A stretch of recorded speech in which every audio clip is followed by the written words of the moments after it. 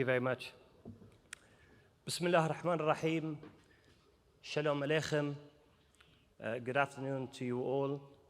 Let me start by thanking the Tikva Fund in Israel and the David Friedman Center for organizing the conference today, but also the Israeli Conservative Conference for hosting the event.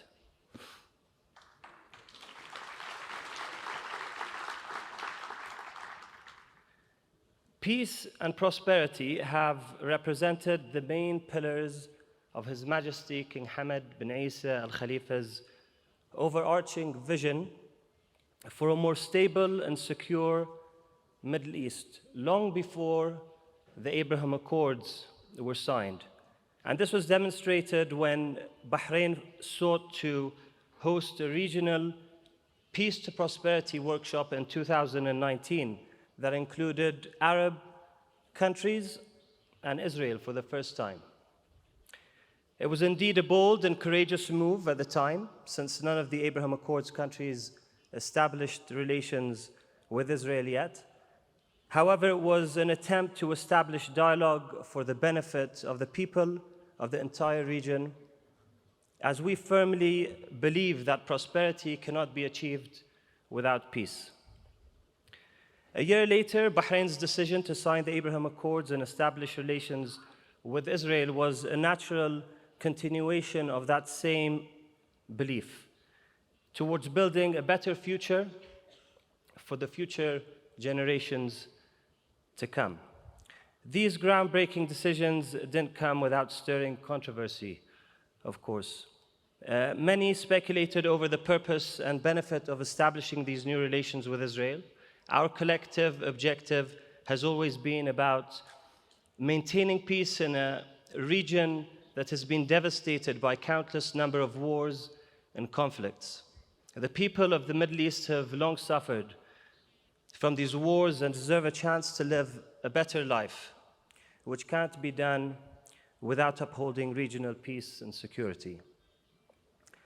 Although we realize that peace can't be achieved overnight, we are certain that our decision was a step in the right direction towards instilling hope in the hearts and the minds of the people of what can be achieved through peaceful means. This takes us to the other main pillar, prosperity, which requires our special attention as it truly is a formula in itself.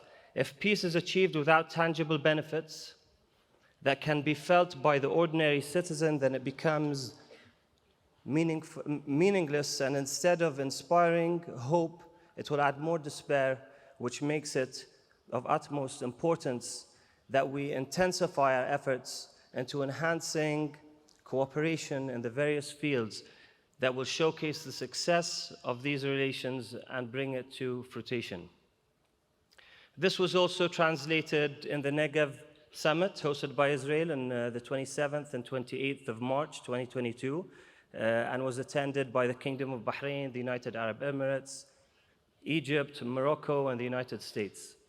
The purpose of the summit was to create an annual regional forum for like-minded countries to maintain regional peace and security, and the advancement of economic cooperation, which resulted in the formation of 6 working groups in the fields of security, energy, tourism, health, education, and food and water security.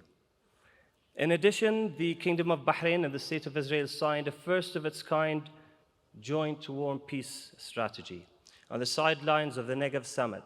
The aim of the 10-year joint strategy is to focus efforts on certain areas of mutual interest that would yield direct benefits to both our peoples. It will also allow us to measure our performance and identify gaps that need to be mitigated to ensure the success of our relationship. Prosperity is important and contributes greatly to the establishment of peace, but true, warm, and genuine peace doesn't depend solely on economic cooperation. And its success is not measured by the number of contracts and transactions made in the business sector between countries. A warm, stable, and true peace depends on the connection between human beings, Stable peace is between human beings that is based on mutual recognition and respect of one another's religion, culture, heritage, and history. This is what will pave the way to a better future for the future of our generations to come. It's important to note that the success and advancement of the Abraham Accords requires the support of our allies and partners in the international community. To that end, I'd like to thank you all for being here and for the continuous support in every step of this journey into making the Middle East a more peaceful and prosperous region. Thank you.